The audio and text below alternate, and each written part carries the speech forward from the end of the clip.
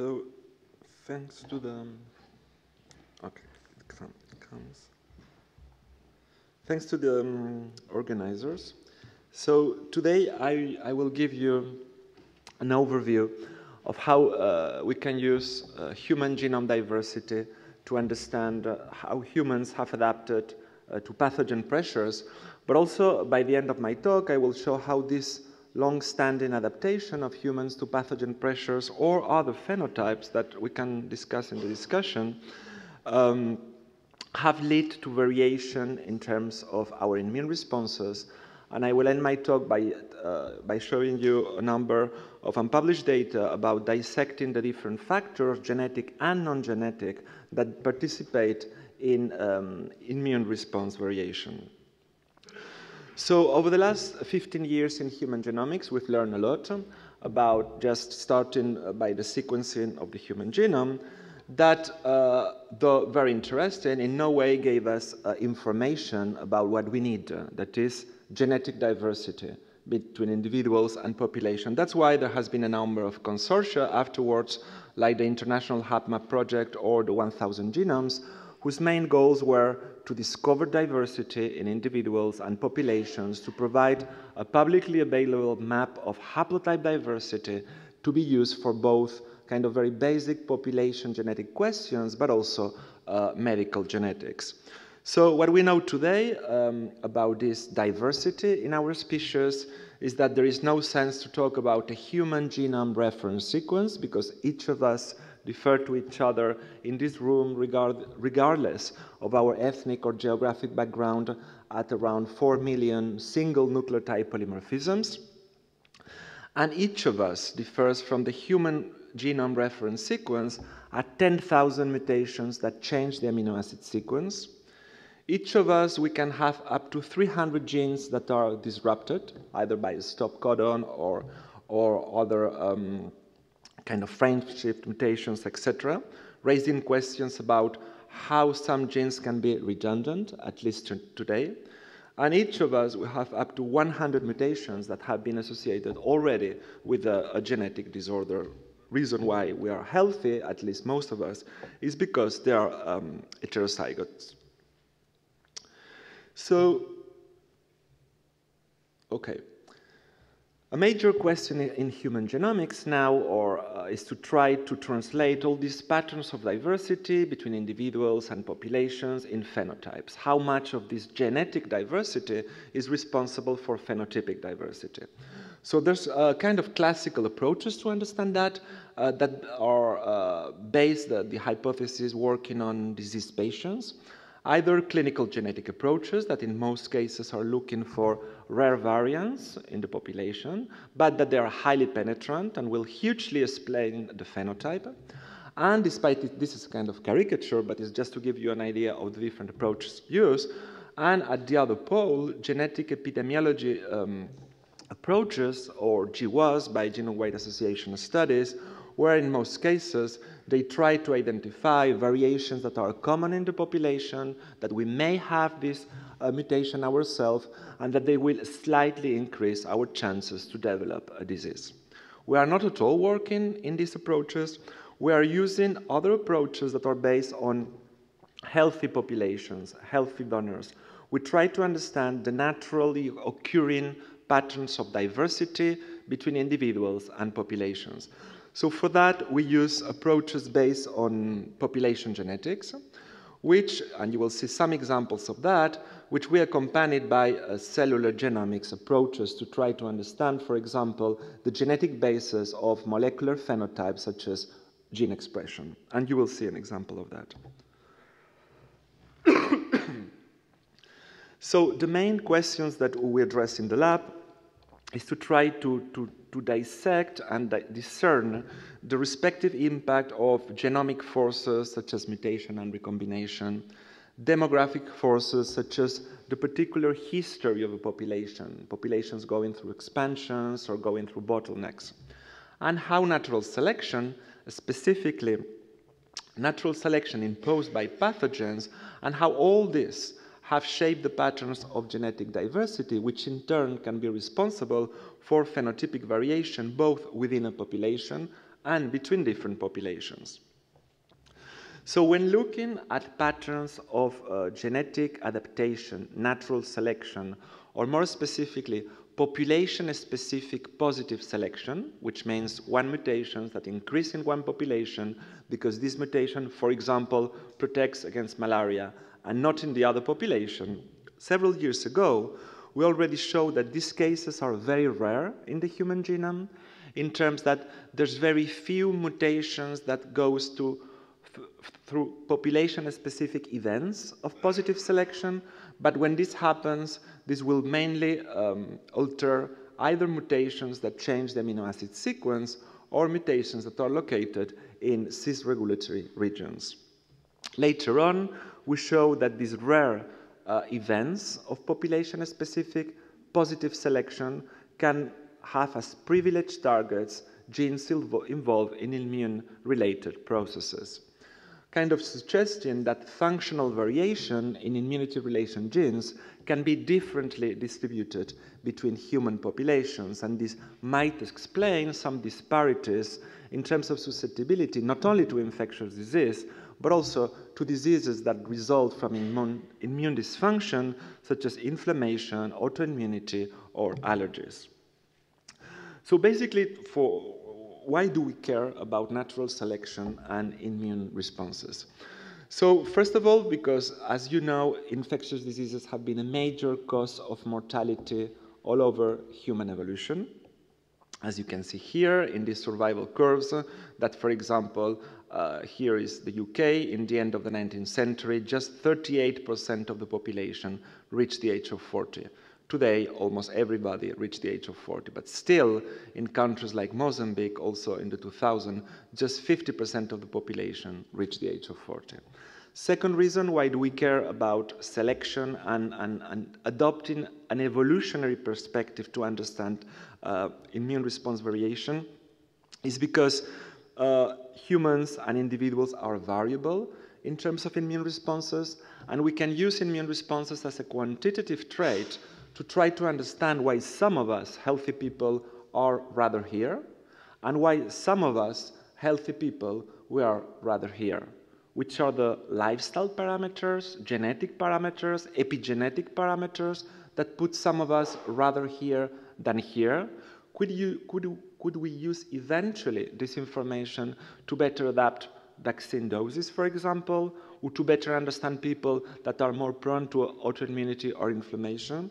So these are the kind of general objectives or ultimate goals of the lab, but the most kind of realistic one, short mid-term, is to try to evaluate the effects of past selection in its different forms and intensities, and to try to make some parallels between this and the biological relevance of host defense genes. Second, to evaluate genotype by environment interactions in the context of infection, and you will see an example of that, of expression quantitative trait loci related to infection, and eventually, because we are population geneticists and evolutionary biologists, to try to understand the phenotypes that help us to better survive. So the three examples I'm going to give are this one. The first is how we can use natural selection signatures to better understand genes that are essential and to discern them from others that are redundant. The second one is to not stop at just evolutionary or genetic signatures and to relate that with some phenotypes, and in this case is molecular phenotypes related to gene expression upon infection. And in the end, I will give you some kind of more new data in trying to understand how also non-genetic factors can influence immune responses between individuals and populations. So for the first one, the relation between natural selection and infectious disease is something known and old since the 50s, where, for example, Anthony Allison showed this kind of striking overlapping distribution between the hemoglobin S allele and falciparum malaria. This example here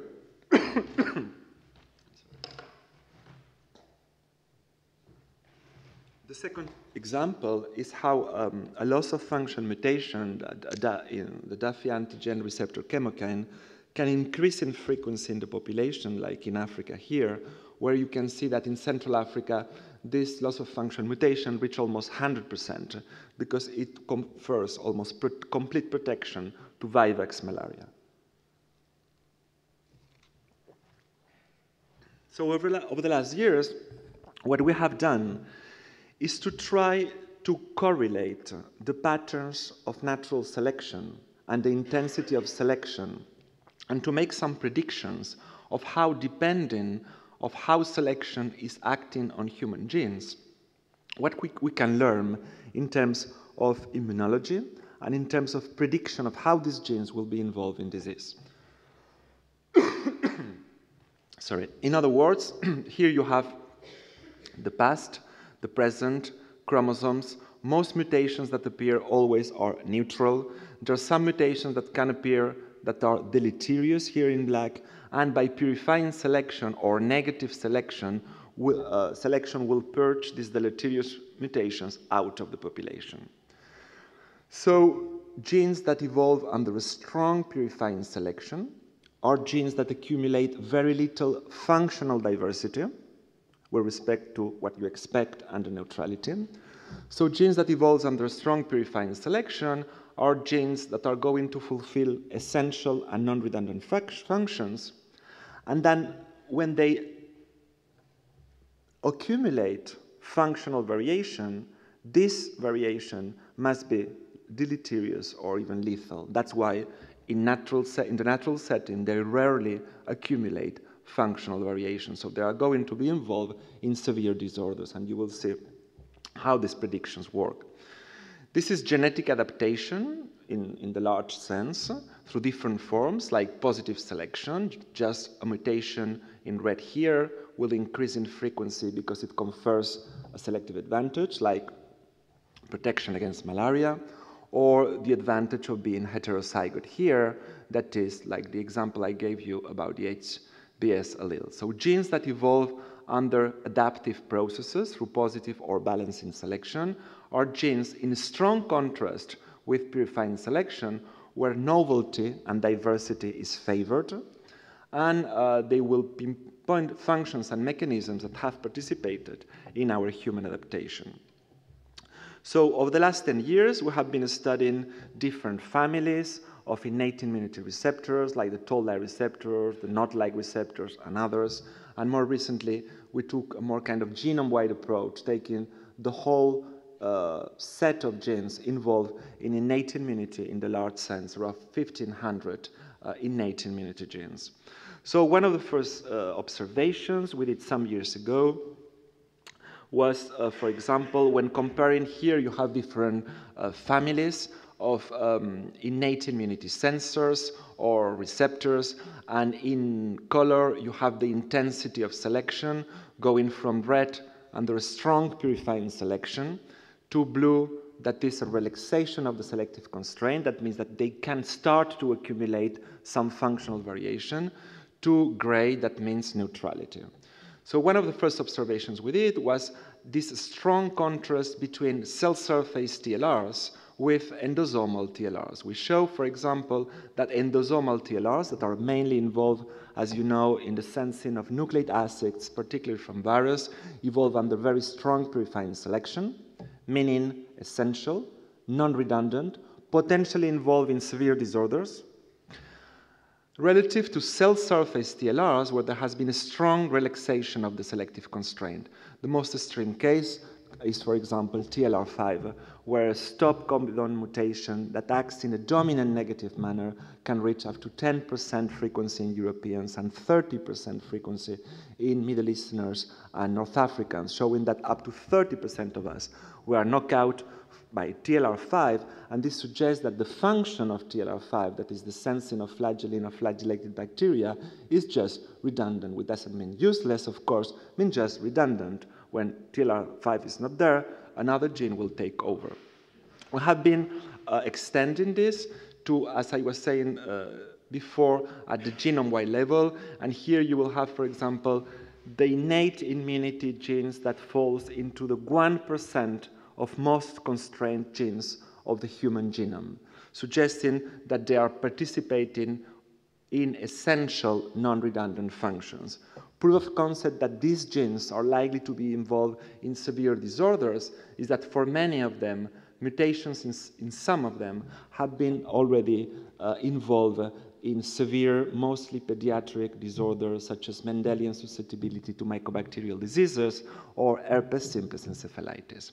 Of course, it's a bit simplistic to say all these genes under strong purifying selection fulfill essential functions in innate immunity, and it's there that is a bit simplistic and reductionist because many of them, as you can see, have pleiotropic functions. So it just shows that these genes are super essential and that variation in these genes is not tolerated in the natural setting. But fortunately, there's good news sometimes, and we can accumulate mutations that are good for us and that help us to better survive. This is an example of a study we did some years ago on the different families of interferons, and we show that for type 3 interferons, that are interferons lambda, we identify 8 mutations that had been under strong positive selection in Europeans and Asians, meaning that these mutations have conferred a selective advantage to better adapt. To better adapt to what? We have no idea, probably to viral pressures. Some proof of concept that we are identifying the right mutations is that some of these mutations have already been associated with an advantageous phenotype, that is spontaneous viral clearance of hepatitis C virus. But of course, and as in most of these studies, the most difficult thing is to identify the real selective agent driving the patterns of selection. More recently, also, we have identified a number of innate immunity genes under strong positive selection in Africans, in Europeans, and East Asians, like, for example, CD36, that provides increased resistance to malaria, specifically in Africans. And our approaches that are kind of walking through the genome allow us to tell, well, not only, for example, CD36 or TLR1 has been under positive selection in Europeans or Africans, it allows us to identify the most likely causal adaptive mutation in the given population. So the next question here was, well, all these events of positive selection, when they have mostly occurred, and using approximate Bayesian computation, we could date the events of selection, and most of them fall into dates between 3,000 and 13,000 years ago. That is the period at which there was the transition from hunting gathering to the adoption of agriculture in different human populations. And last, for this first part, is that, as you know, all of us, we have up to 3% of our genome, but all of us of European or Asian ancestry have up to 3% of our genomes that come from Neanderthal ancestry, showing that when modern humans came from Africa and admixed in Europe and Asia with archaic hominids, still in our genomes there's around 3% of Neanderthal legacy. So the question we wanted to address here is that since one of the pioneer studies by Peter Parham and Laurent Abirachet show that this Neanderthal introgression mostly affects some HLA haplotypes. So the idea was, well, now in the era of the 1,000 genomes, we can actually test the hypothesis that to which extent Neanderthal introgression has affected innate immunity.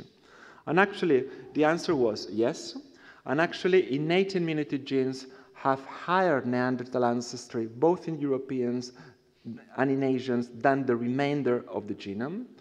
We could identify around 80 genes in Europeans and Asians, mostly non-overlapping, that have the highest Neanderthal scores of the human genome, because I told you that the mean we do have in our genomes is 3%, but this is just a mean across the genome, and for some genes we can have up to 67% of Neanderthal ancestry. Some of them were known of have strong Neanderthal ancestry, like the OAS cluster involved in antiviral responses, but we identify a number of new genes, like all of this, that presents very high Neanderthal ancestry. But of course, we can genetically adapt to the environment, climatic, nutritional, pathogenic, but these mutations will increase in frequency. and confers better adaptation, but this assumes that the environment never changes. But the environment can change, and changes in the environment can make then good mutations, advantageous mutations in the past, can become detrimental in the present. And there's kind of two classic examples. One is the hygiene hypothesis, that from a genetic point of view is increasingly supported. That means that many mutations that are associated with increased risk, not protection, many mutations that are associated with increased risk for inflammation, autoimmunity, and allergy are under strong positive selection, which makes no sense.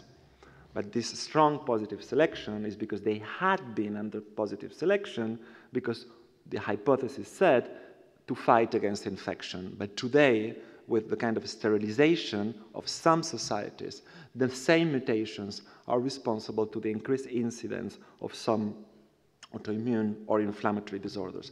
And a kind of nice analogy to that is the thrifty genotype hypothesis. That is the same thing but related to nutrition. That is, mutations that in the past have been under strong positive selection to allow with the minimum amount of energy, of food basically, to maximize your energy. Today the same mutations are responsible with the changes in the dietary transition of some epidemics of obesity, hypertension, or diabetes. And this is a very nice example of a work where they put together a kind of classical GWAS study with a population genetic study, and they show that the same mutation that is hugely associated with increased risk of obesity is under a strong positive selection in Samoans that are known, Polynesians in general, to have some strong problems of obesity due to recent changes in lifestyle. So the second example, but don't worry, I see that I still have 10 minutes, right, Philippe? Okay. So is to not stop in terms of genetic signatures, to correlate this to molecular phenotypes. And to do that, what we are doing is we try to understand the levels of immune response variation, either within populations or between populations. And in most cases, we work with isolated cell types, like monocytes, but we are working with whole blood, as you will see in an example also.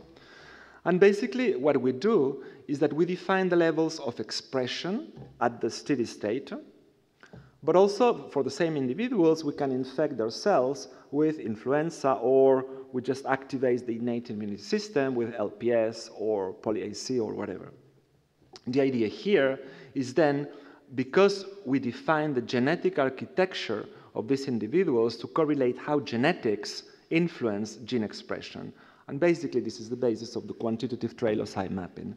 We are particularly interested not just in identifying EQTLs like here, where you see that the genotype influence gene expression, but we're particularly interested in these situations, response EQTLs, that is, where the same genotype, for example, does not influence gene expression at the steady state, but you will treat the cells with Mycobacterium tuberculosis, for example, and the same genotype will influence the gene expression phenotype. And this is a clear case of a genotype by environment interaction in the context of infection. So one of the first models we used several years ago to understand this was the phenotype was microRNA expression, and the environmental stimuli was Mycobacterium tuberculosis. So we did that in a group of a population of European origin, and we showed that, for example, after treatment of dendritic cells with Mycobacterium tuberculosis, around 40% of the microRNA repertoire will be altered, and that these changes in microRNA expression will have a strong impact on the more general protein coding gene transcriptome. We show that 3% of the expression of the microRNAs is under genetic control. It's a microRNA EQTL. And we could identify, for example, here, two cases of genotype by environment interactions. That is, that the expression of these microRNAs is correlated with the genetics only in the presence of Mycobacterium tuberculosis. Then we show in a kind of follow-up study that sometimes we cannot stop just saying, well, this microRNA or this gene is differentially expressed upon Mycobacterium tuberculosis infection or influenza infection. Because we have to look at a kind of much finer scale of transcriptional variability, that is isoform usage. Here, as an example, just in microRNAs, we show that for around 100 microRNAs, the isoform that is the most predominant takes only the 50% of the microRNA itself, and that the remaining 50% is made of other isoforms of microRNA. And we could show also how before or after infection for this microRNA, for example here, MIR191, in terms of differential expression, there's no difference. So you, in theory, you would just don't care because you don't find it differentially expressed. But when you look which is the isoform that is the mostly expressed, you see that there is a strong isoform transition between before infection, that is this one, and after infection. Looking how important also is to look at this other layer of variability. So more generally, we have expanded this over the last years to protein coding genes and to different populations. And this is a recent study we did in 100 African and 100 European ancestry individuals in Belgium, where we used their monocytes that were stimulated with different TLR ligands and also with a strain of live flu. And we determined mRNA expression by RNA sequencing, of course, both at the steady state and following stimulation. And the idea, again, here was to map how the genetics of these individuals will influence their responses, their innate immunity responses. So, first of all, we show that here is just a principal component analysis of gene expression. You see that the most important fraction, most of the variance in gene expression is explained by the difference between influenza infection and the rest. And the second principal component analysis separates the different TLR pathways we were activating, TLR7/8 here in blue, TLR1/2 in green, and TLR4 kind of here in red. And here you have the non-stimulated. We could identify also groups of genes that are commonly expressed in particular conditions, like here a group of 1,000 genes that is particularly upregulated only after influenza infection, both, of course, in Europeans here and in Africans. So the next question was how all this variation is under genetic control or not. So we did EQTL analysis, and we show that for half of the genes that we have in the monocyte setting, that is 13,000 genes that are expressed, half of them, their expression is under the control of a cis-regulatory variant. And we show that around 1/3 of the genes present a gene by environment interaction, that is a response EQTL, as this example here, where you can see that both in Europeans and in Africans at the steady state, the mutation has no impact on gene expression, and the same mutation will have an impact on gene expression only in this case in the presence of influenza infection. We found a good number of genes that show that immune responses do differ between individuals and populations, but it's not a non-enough difference. It's not that Africans respond in one way and Europeans is another way. What we found that in most cases what differs strongly is the magnitude, the intensity of the immune response, and that in most cases these differences in terms of intensity of immune responses between Africans and Europeans is due to mutations that control the immune response, and that these mutations are just differently distributed between Europeans and Africans in terms of allele frequency. So no difference at the individual level, but it's much a difference at the populational level.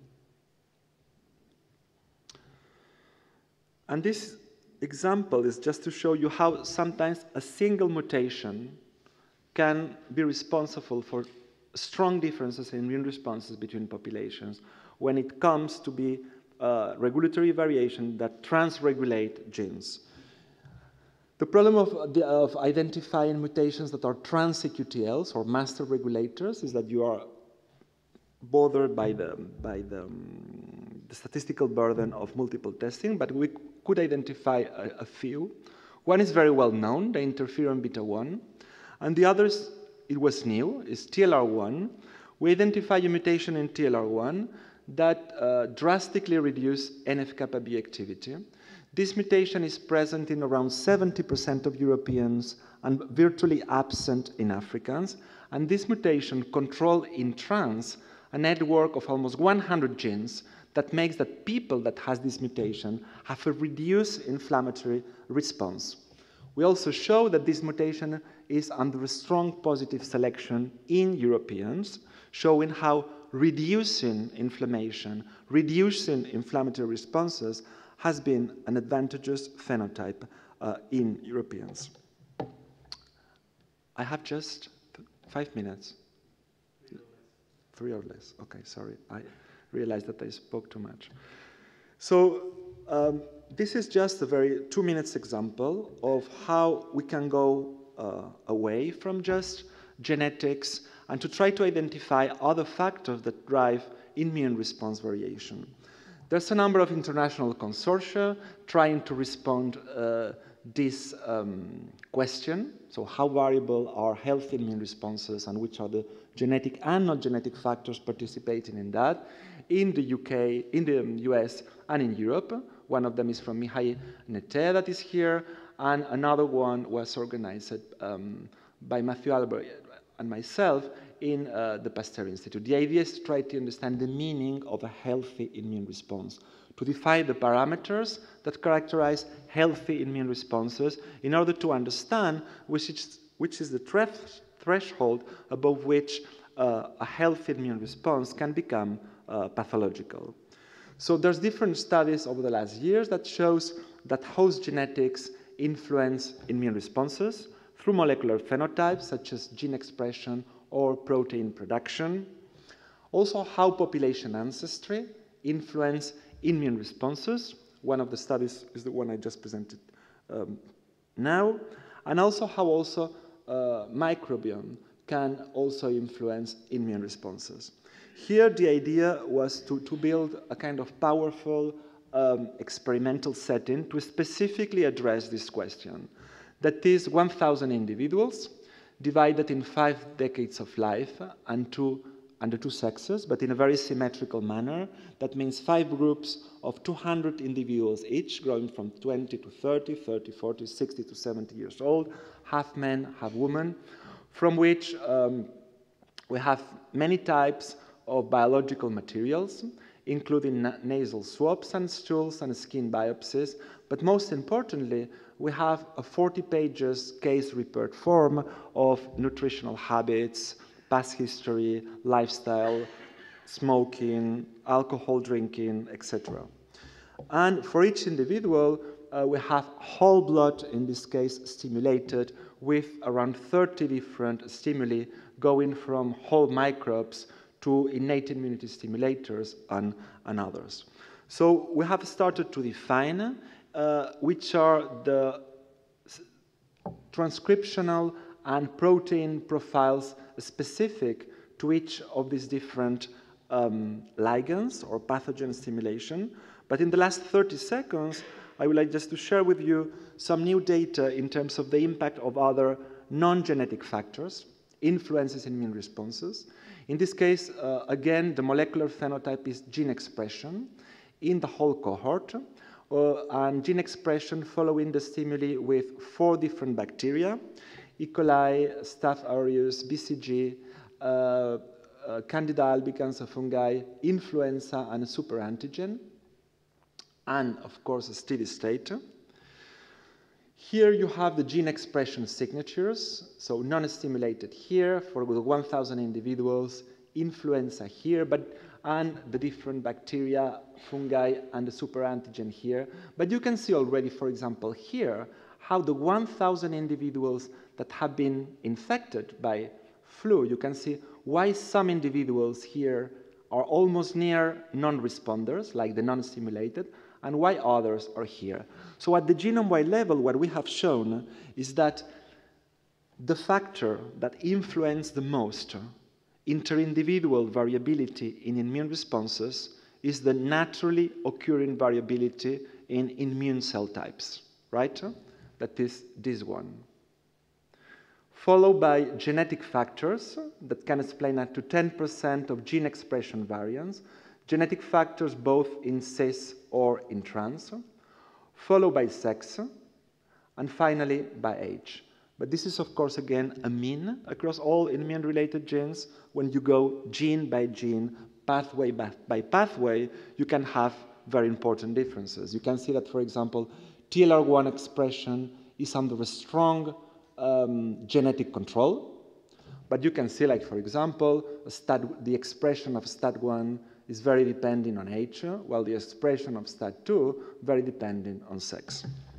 So with that, I just show you where are we going. We're keeping on understanding how lifestyle and environments and our past exposure to pathogen influence our current genetic and epigenetic makeup. And I end by finishing by thanking the real workers on all this and my collaborators. Thank you.